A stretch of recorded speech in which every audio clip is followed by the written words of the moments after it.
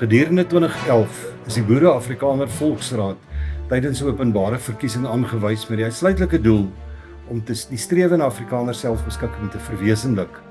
Nou op inisiatief van 'n groep Afrikaner leiers is 'n adviesraad gevorm wat die doel het om in hulle werking adviserend tot die Boere-Afrikaner Volksraad op te tree.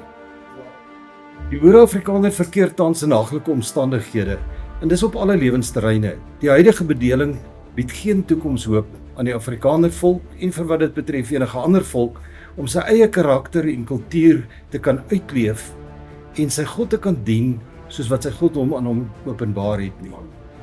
Hoewel daar organisasies en partye is wat wel binne die huidige bedeling funksioneer, word hierdie aanslag teen ons volk nie na behore aangespreek nie. Die huidige onbetrokkenheid en verdeeldheid van die Afrikaner is tekenend van 'n hooploosheid wat onder ons volk bestaan.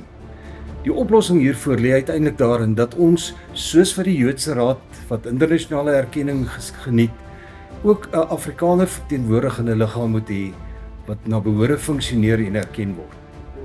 Strukture wat hierdie doel ondersteun, sal ondersoek en in plek gestel word, met die uitsluitlike doel om uiteindelik 'n verteenwoordigende liggaam daar te stel, wat die uitvoerend kan optree, ten einde uiteindelik ook ons internasionale reg van selfbeskikking te verwesenlik.